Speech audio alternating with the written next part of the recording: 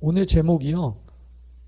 창세기 2장 7절에 생명은 혼인가 영인가 아니면 영혼인가 이런 질문을 던져보면서 오늘 강의를 시작하기로 원합니다. 창세기 2장 7절 우리 다 같이 선포하겠습니다. 여호와 하나님이 땅에 흙으로 사람을 지으시고 생기를 그 코에 불어넣으시니 사람이 생명이 되니라 이렇게 말씀하고 있습니다. 자, 들어가는 말, 그 박스 안에 글을 제가 한번 읽어보도록 할게요.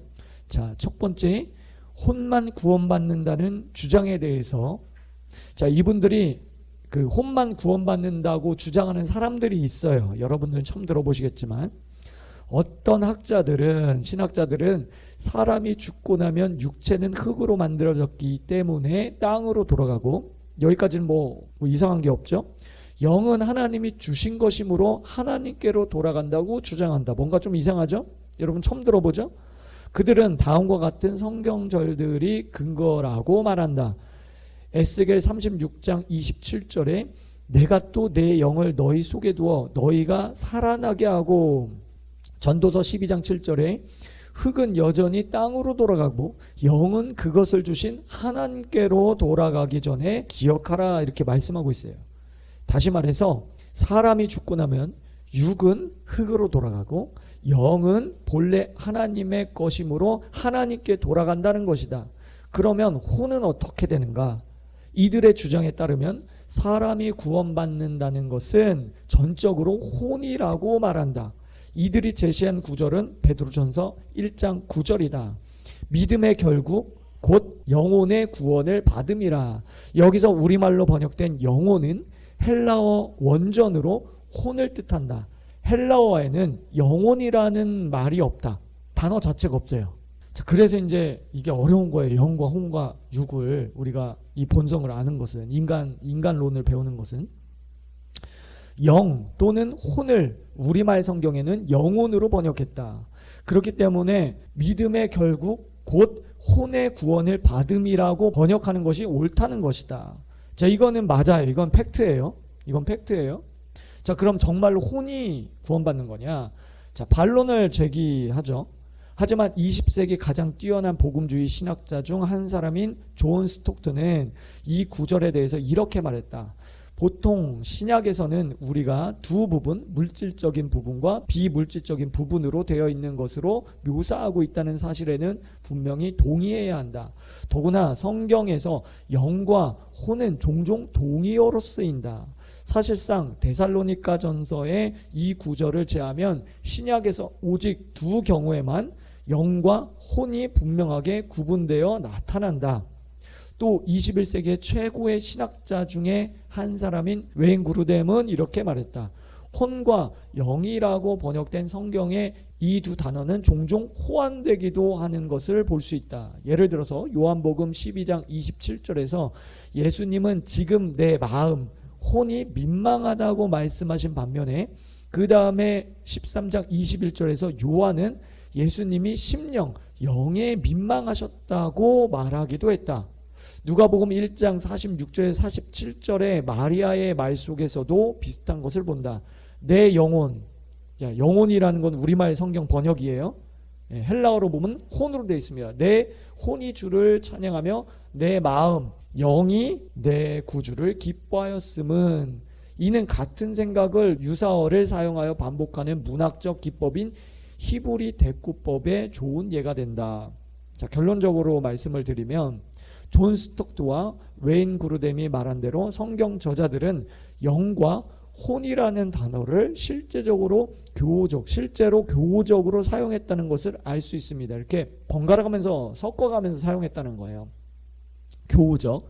따라서 어떤 학자들의 주장과 같이 사람이 죽으면 영은 하나님께로 돌아가고 구원을 받은 것은 혼이라고 주장하는 것은 바르지 않다. 이는 성경 저자들이 영과 혼이라는 단어를 교우적으로, 더 나아가 영혼이라는 뜻으로 사용했다는 것을 이해하지 못한 데 기인한 것이라 할 수 있겠다. 우리는 이번 강의를 통해서 창세기 2장 7절에 생명이 되니라 하신 말씀이 영과 혼을 어떻게 교우적으로 사용하고 있는지에 대해서 더 구체적으로 배워보도록 합시다. 자, 여기까지 이제 동기부여고요. 1번, 성경에 영과 혼을 구별하는 것이 왜 어려울까요? 자, 지난주에 우리가 공부했듯이 사람의 세 가지 본성이 영 플러스 혼 플러스 몸 끝 이렇게 하면 얼마나 편하겠어. 근데 실제는 그렇지 않다는 거예요. 여러분, 하나님은 삼위일체 하나님이시죠. 근데 한 분이신데 세 분이야. 여러분, 이게 설명이 안 돼요. 그렇죠? 인간의 논리와 방법으로는 설명할 수가 없는 거예요. 한 분인데 완전히 독립된 세 위격, 인격을 가지신 세 분이야. 이게 말이 안 되는, 이해가 안 되는 거예요. 그래서 사람도 마찬가지예요. 영, 혼, 육, 우리가 편의상 이론적으로 신학적으로 설명하기 좋게 하려고 영, 혼, 육으로 표현했지만 여러분, 여기서 영만 있는 사람이 없고 혼만 있는 사람이 없고 육만 있는 사람이 없잖아요. 그건 있을 수가 없는 거예요. 그러니까 영, 혼, 육의 완전체가 사람이에요. 자, 첫 번째, 영과 혼의 교우적 사용입니다. 창세기 2장 7절에 여호와 하나님이 땅의 흙으로 사람을 지으시고 생기를 그 코에 불어넣으시니 사람이 생명이 되니라 이랬습니다. 그래서 우리가 오늘은 히브리어 헬라어를 조금 볼 거예요. 근데 어렵지 않아요, 여러분. 어렵지 않습니다. 여러분들이 이런 단어들을 기억하시면 좋아요. 기억하시면. 자, 히브리 단어에 루아흐라고 했어요. 루아흐 해야 되는데, 자, 따라해 볼까요? 루아흐. 그냥 루아흐가 아니고 루아흐. 시작. 루아흐. 예. 근데 루아흐라는 이 단어는 영이라는 뜻입니다. 영이라고 쓰시면 돼요. 영, 스피릿. 이것을 창세기 2장 7절에 생기라고 돼 있어요. 그러니까 생기라는 한국말, 우리말 단어에 보면 이게 루아흐예요. 루아흐. 영이에요. 영. 그러니까 하나님이 생기, 영을 불어넣으신 거예요. 자, 그 다음에 네페시. 많이 들어보셨죠? 네페시. 이거는 혼입니다. 혼, 소울. 영과 혼은 달라요. 자, 이거는 생영이 되니라 할 때 생영이에요. 자, 이것도 이제 번역이 잘못됐거든요. 제가 좀 이따 설명해 드릴게요. 자, 하나님은 영이에요. 동물들은 몸 플러스 혼입니다. 그리고 사람은 영 플러스 혼 플러스 몸이에요. 자, 이렇게 우리가 단순하게 설명하면 얼마나 편하겠어요. 근데 그렇지 않다는 거죠. 성경도 영이라는 단어와 혼이라는 단어를 막 섞어서 사용하고 있다는 거예요. 자, 여기서 많은 학자들이 생기, 루아흐를 영으로 봅니다. 이거는 뭐 대부분 그렇습니다. 이게 뭐 정통적인 건데, 케네스 해겐 목사님 책에서도 하나님의 영, 루아흐를 불어 넣으셨다, 이렇게 우리가 읽었던 책에 그렇게 되어 있습니다. 그런데 더 깊이 연구해 보면 그것도 맞는 말이지만 사실 부분적으로 맞는 거예요. 왜냐하면 교우적으로 섞어서 성경은 사용하고 있기 때문에 그렇다는 것이죠. 그래서 어느 때는 영으로, 어느 때는 혼으로, 또 다른 때는 영혼으로, 이렇게 세 가지로 쓰였어요. 그래서 어느 때는 영혼으로 쓰였기 때문에 이분설이 맞다라고 주장하는 분들이 있는 거예요. 이해되시죠, 여러분? 네. 자, 두 단어를 더 깊이 연구해 보면 영과 혼을 교우적으로 사용했다. 영과 혼이라고 여러분 쓰시면 돼요. 자, 여러분들께 이제 자료를 주기 위해서 제가 글을 썼어요. 자, 글을 한번 읽어보도록 하겠습니다. 창세기 2장 7절 끝에 사람이 생명이 되니라고 말씀한다. 여기서 생명은 하이 네페시이다. 하이, 산, 살아있는 이런 뜻입니다. 네페시는 지금 배웠듯이 혼이라는 뜻이에요. 정신, 소울. 하나님이 생기, 루아흐, 영을 불어 넣으시니 사람이 생령. 근데 이게 오역입니다. 생혼이 맞습니다. 왜냐하면 생령, 네페시는 혼이니까. 살아있는 혼적인 존재가 되었다가 정확한 번역이다. 생령, 살아있는 영은 오역이고 생혼, 살아있는 혼이 맞다. 이를 근거로 혼이 구원받는다는 황당한 이론이 튀어나온 것이다. 하지만 성경은 영과 혼이라는 단어를 서로 번갈아 가면서 사용하고 있기 때문에, 나아가 다른 구절에서는 영혼이라고도 사용하고 있기 때문에 이런 주장은 잘못된 것이라 할 수 있다. 계속 읽어보겠습니다. 이 성경절에서 우리말로 번역된 생명은 오역이다. 계속 말하죠. 생, 살아있는, 영, 영으로 번역했는데 히브리어 원전에는 네페시, 즉 혼이라고 말한다. 따라서 생혼으로 번역하는 것이 맞다. 그렇다고 해서 혼만 구원받는다고 해석해서는 안 된다. 왜냐하면 네페시, 혼이라는 단어도요, 단지 혼으로만 쓰여진 것이 아니기 때문에 계속 교차적으로 쓰여지고 있어요. 계속해서 주지하는 바 성경은 자주 영과 혼을 교우적으로 사용하고 있다. 따라서 네페시를 단지 혼으로만 풀게 되면 엉뚱한 결론이 튀어나올 수 있다는 것을 여러분들이 아셔야 됩니다. 여러분 이런 이해를 가지셔야 돼요. 왜냐하면 우리가 케네스 에겐 목사님의 인간의 세 가지 본성 책을 읽을 때 이제 그 책에서는 이런 부분까지 다루고 있지 않습니다. 깊이 있는 신학 서적은 아니기 때문에 이런 것을 다루고 있지 않아요. 예. 그러나 우리가 이제 막 머리 아프죠? 이런 얘기하면 그죠? 예, 머리 아픈데 그런데 여러분 이해가 안 되는 건 아니죠. 예, 이해가 안 되는 건 아니죠. 그래서 머리 아프신 분들, 복잡하신 분들은 그냥 한 가지만 기억하시면 됩니다. 하나님이 생기를 불어넣으실 때 사람이 생명이 되었다. 이거는 이제 뇌페시, 혼이라는 단어는 맞는데 그 단어를 혼으로만 성경이 사용하냐? 그게 아니라는 거예요. 영으로도 사용하고 영혼이라고도 사용한다. 계속 교구적으로 사용한다는 거예요. 자, 이사야서 57장 16절에 내가 영원히 다투지 아니하며 내가 끊임없이 노하지 아니한 것은 내가 지은 사람 그의 영과 혼이 내 앞에서 피곤할감이라. 여기 보면은 하나님이 영만 불어놓은 게 아니라 그죠? 영과 혼을 만드셨다. 그렇게 하나님 말씀하고 있어요. 그죠? 영과 혼이 다 들어간 것으로 우리가 봐야 된다. 창세기 2장 7절을 볼 때. 그 성경은 더 정확히 우리가 보기 위해서 원어만 보면 되는 것이 아니라 용례도 봐야 되고요. 그리고 원어가 다양한 뜻이 있어요.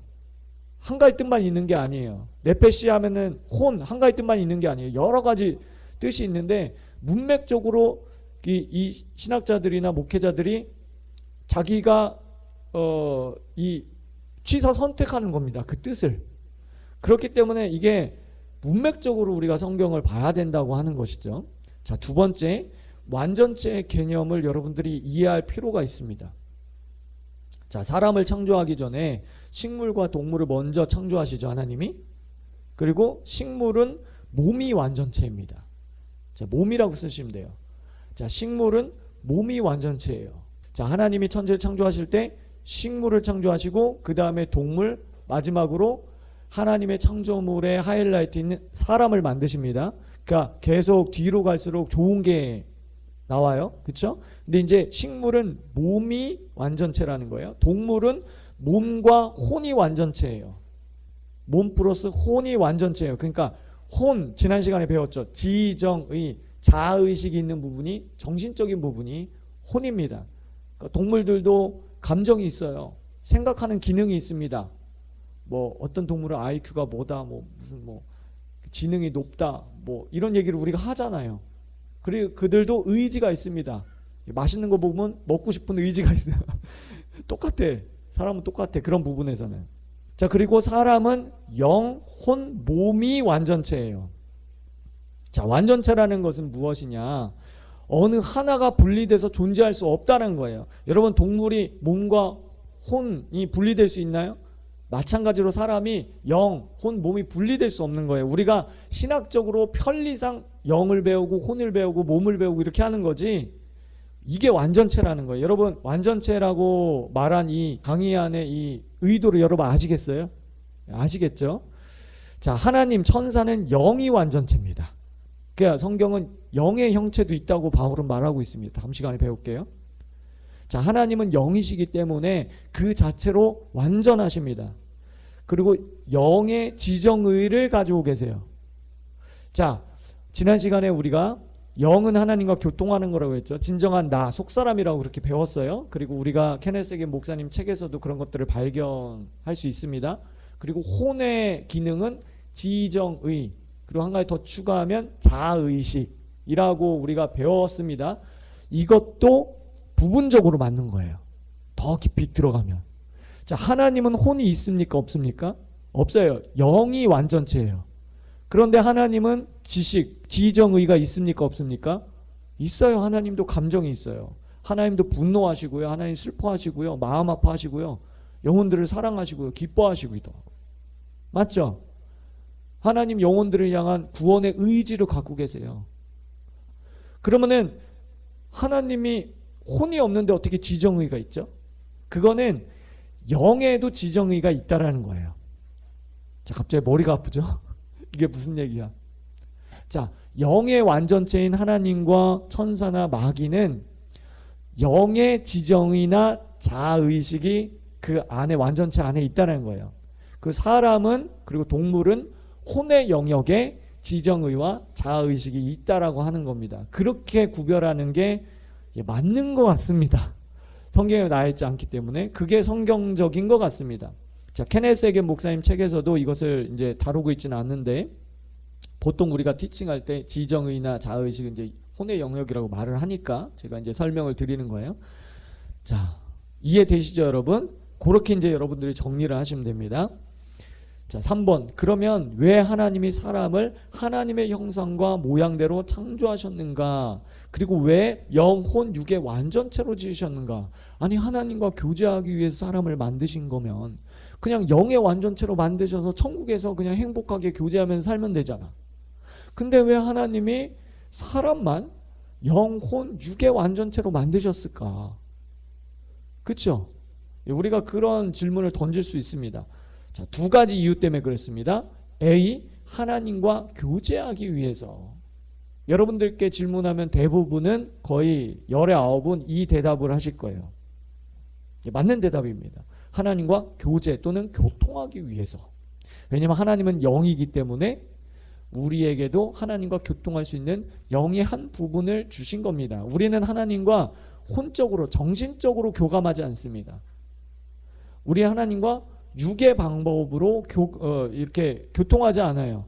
영의 방식으로 교통합니다. 그래서 하나님의 음성을 듣는 것, 그 다음에 프로페릭한 것, 예언적인 것, 이런 게 다 영의 채널을 통해서 주고받는 거예요. 그것을 우리가 혼이 처리해서 생각하고 말하는 겁니다. 기도하는 겁니다. 그러니까 우리가 영혼, 육이 따로 있다고 생각하니까 뭔가 이렇게 막 복잡한데, 영혼, 육이 완전체니까 영을 통해서 혼을 통해서 이게 예언 사역이라든지 방언 통변이라든지 이런 게 나가는 거죠.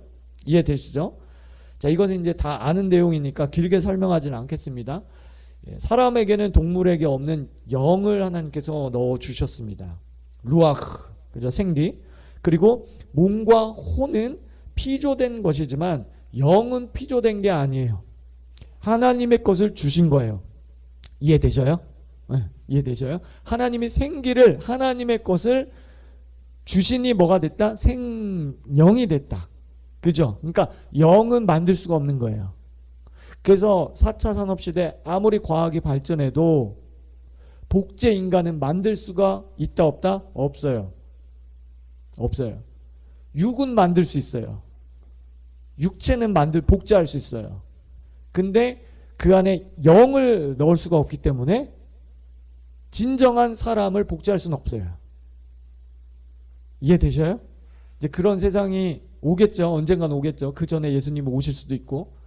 근데 여러분 꼭 기억하세요. 영은 하나님이 주셔야만 되는 거예요.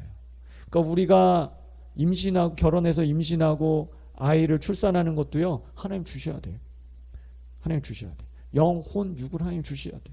특히 영을 주셔야 된다는 거죠. 그러니까 혼은 피조된 거예요. 그 전에 피조됐죠? 언제요? 동물 만드실 때. 5째 날, 6째 날 이미 세팅해 놓으셨잖아요. 우리가 그런 개념으로 본다면 이미 세팅하셨잖아요. 그죠? 그러니까 몸은 이미 식물에게 셋째 날 세팅하신 거고. 그죠? 이해되죠? 무슨 얘기인지? 자, 그래서 죄를 짓기 전에 사람은 몸을 입고 천지에 살지만 영의 세계를 밝히 볼 수 있는 자들이었습니다. 영을 통해서 하나님 교통했습니다. 요한복음 4장 24절입니다. 다 같이 시작. 하나님은 영이시니 예배하는 자가 영과 진리로 예배할지니라. 여러분, 이 말이 좀 더 새롭게 들리지 않나요? 전에 알고 있었지만 우리가 인간이 어떤 존재인지 우리가 조금 영이 어떤 것이고 혼이 어떤 것이고 육이 어떤 것인지 좀 우리가 배우다 보면 하나님은 영의 완전체이기 때문에 영을 통해서, 우리의 영을 통해서, 근데 우리가 이 땅에서 살아가잖아. 그렇기 때문에 하나님을 만나기가 힘든 거예요. 그래서 기름 부음을 받아야 되는 거예요. 오직 믿음 안에서만, 영 안에서만 교통할 수 있다. 자, B번입니다. 하나님을 대신하여 만물을 다스리게 하기 위해서입니다. 하나님을 대신하여 대신하여 만물을 다스리게 하기 위해서. 또 한 가지 중요한 이유는 하나님을 대신해서 하나님의 대리자로서 만물을 다스리도록 하기 위해서 사람을 영과 혼과 육으로 지으셨다는 거예요. 제가 읽어볼게요. 자, 영의 세계는 천지창조 전에 만드셨다. 그리고 천사들을 만드셨다. 천사는 영의 세계에서 살기 때문에 몸이나 혼을 만들 필요가 없었다. 이것이 천사를 단지 영으로 만드신 이유이다.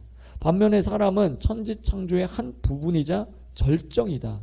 사람은 땅에서 살아가는 존재이다.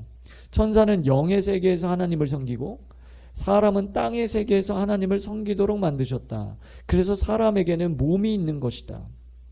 하나님이 천지를 창조하실 때 모든 것을 단계별로 질서대로 만드셨다.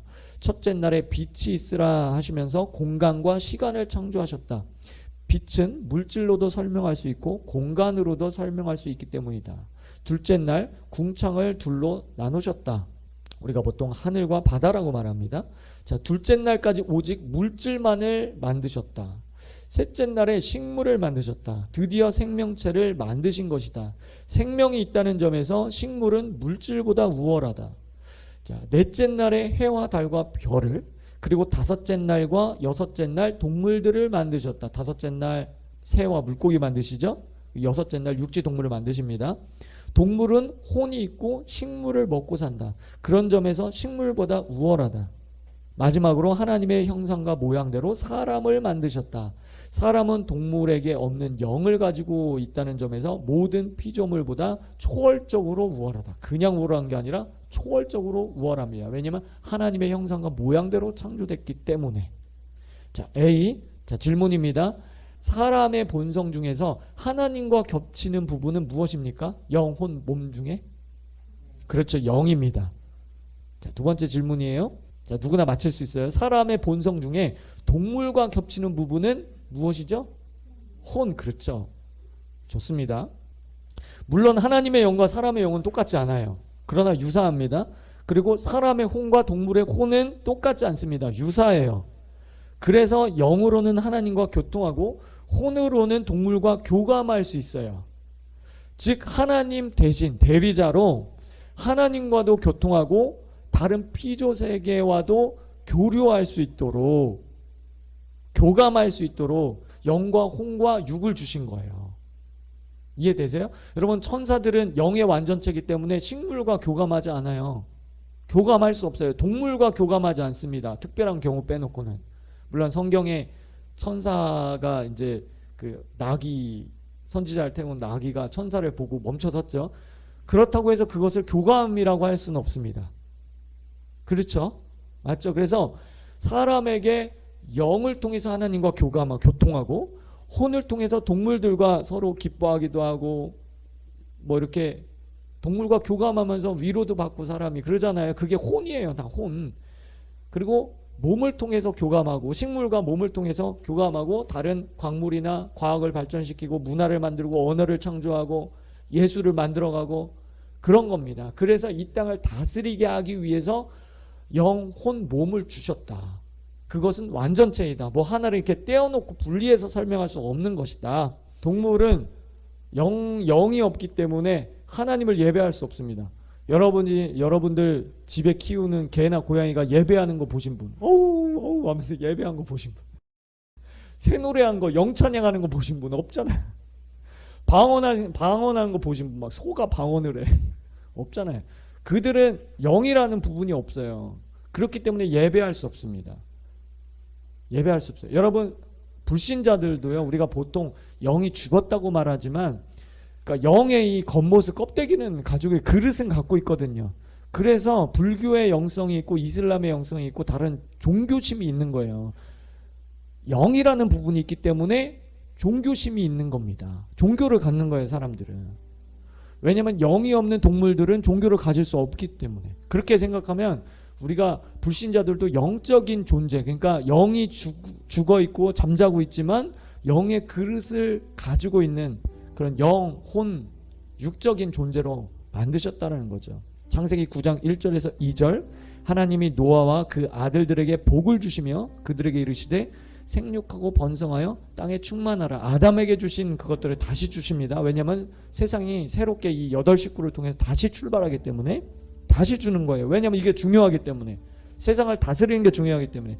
땅의 모든 짐승과 공중의 모든 새와 땅에 기는 모든 것과 바다의 모든 물고기가 너희를 두려워하며, 우리가 하나님을 두려워하듯이 하나님의 대리자인 사람을 두려워하게 되는 거죠.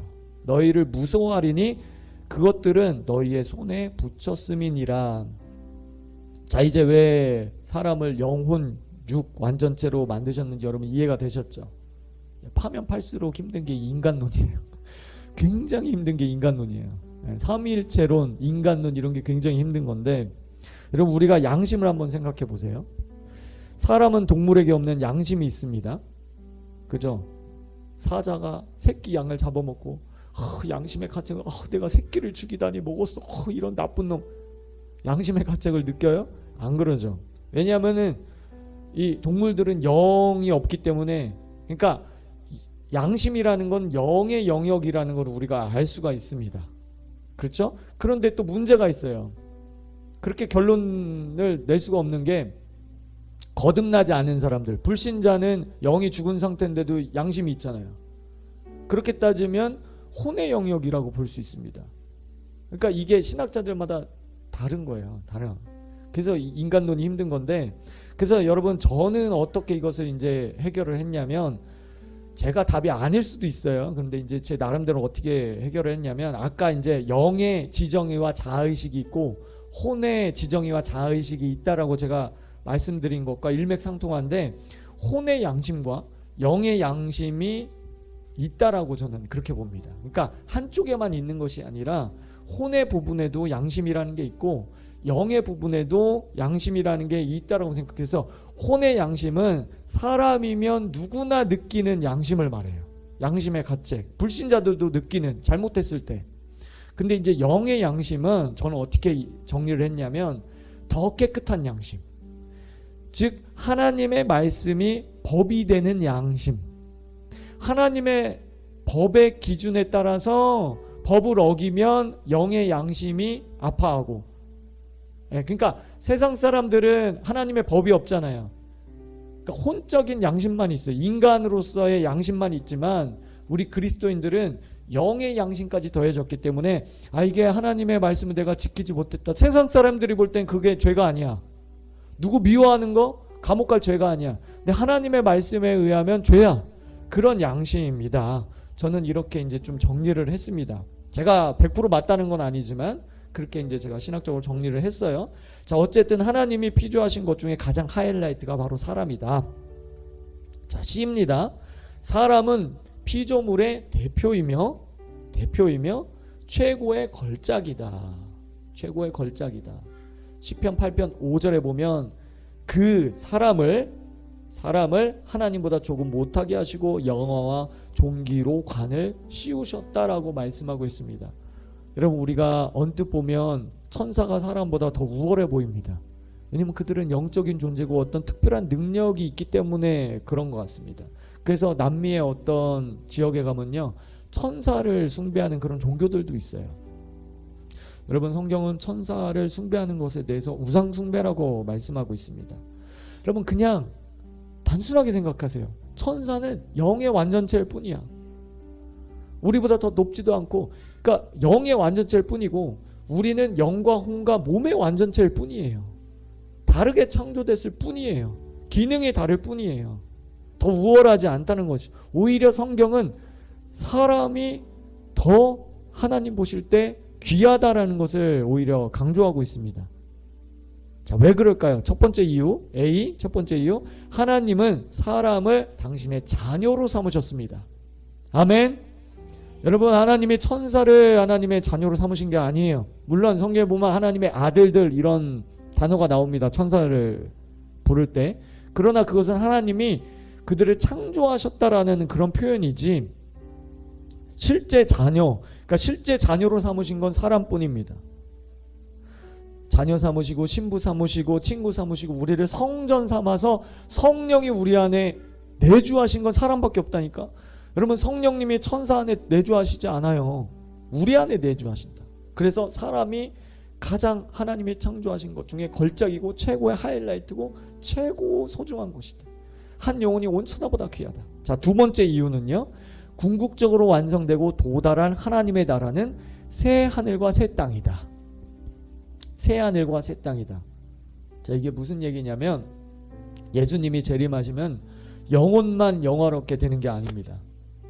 성경에 보니까 잠자던 영혼이 무덤에서 막 일어나죠. 그러니까 지금은 낙원에 있는 거예요, 여러분. 정확히 말하면 성도들이 지금 낙원에 있습니다. 천국이 아니라 낙원에 있어요.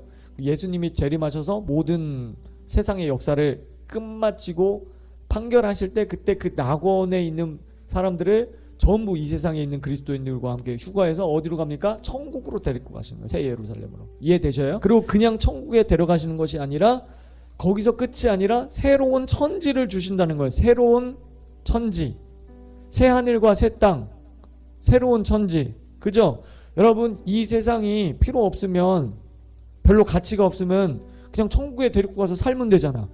그게 아니고 새로운 천지를 재창조하신다는 이유는 이 땅이 중요하다? 덜 중요하다? 중요하기 때문에 새로운 하늘과 새 땅을 주신다는 거예요. 이해되셔요, 여러분? 자, 영혼, 몸을 가진 사람이 중요하기 때문에, 그래서 궁극적으로 사람이 살아가는 이 새 하늘과 새 땅을 주신다. 그래서 사람이 귀한 것이다. 자, 마지막으로 세 번째 이유는 부활하신 예수님이 사람이 되셨다. 사람이 되셨다. 하나님의 아들이신 예수님이 사람이 되신 것도 참 놀라운 일이죠. 성육신, 화륙하신 것도 정말 이게 기절초풍한 일이지만, 부활하신 후에 예수님이 다시 영으로 회귀하신 게 아니라 영혼, 몸을 부활하셨다는 거야. 여러분, 우리 몸이 필요 없는 거면, 이게 우리가 그런 인식이 있어요. 영적인 건 정말 신령하고 좋은 거고 혼적인 거는 조금 우리가 뭐 설교할 때나 이렇게 할 때 뭐 혼적이면 안 됩니다 이렇게 하니까 좀 혼은 조금 더 안 좋은 거고, 몸은 말할 것도 없고 몸은 막 다쳐서 막 부서뜨려야 되고 이런 인식이 있는데, 성경은 그렇지 않아요. 너희의 영과 혼과 몸이 주님 오시는 그날까지 흠이 없기를 원하노라라고 말씀하고 있어요. 거룩하게 되기를 원하노라라고 말씀. 그러니까 부활하신 예수님이 다시 영으로 회귀한 게 아니야. 부활하신 예수님이 육체를 입고, 사람의 그 육체를 입고 다시 부활하셨다는 그 얘기는 뭐예요? 몸도 중요하다는 거예요. 사람의 형상이 중요하다는 거죠. 자, 그렇기 때문에 저와 여러분은 하나님의 최고의 걸작품이다. 따라해 보겠습니다. 나는 최고의 걸작품이다. 나는 하나님의 자녀다. 나는 거룩한 신부다. 네. 여러분, 어떤 자아의식을 가져야 되겠습니까? 여러분들은 하나님의 형상과 모양대로 창조된 존귀한 자라는 거예요. 천사보다도 더 우월하게 만든 존재라는 거예요. 하나님의 거룩한 신부, 성전이라는 거예요. 우리가 성막이라는 거예요. 여러분, 예수님의 그 주님의 품 안에 거하시기를 주님의 이름으로 축복합니다. 그분의 사랑을 100% 받아들이시고 누리세요. 여러분, 은혜는 받았지만 누리지 못한 사람들이 너무 많아요. 자기 자아의식이, 가난의 사고방식에, 여러분 그거 깨트려야 돼요. 나는 못돼, 안돼, 나는 죄인이야. 아니에요. 하나님 볼 때 여러분 의인입니다. 거룩한 흰옷 입은 의인이라는 거예요. 하나님의 자녀라는 거예요. 거룩한 자녀. 그 하나님의 사랑을 누리시길 주님의 이름으로 축복합니다.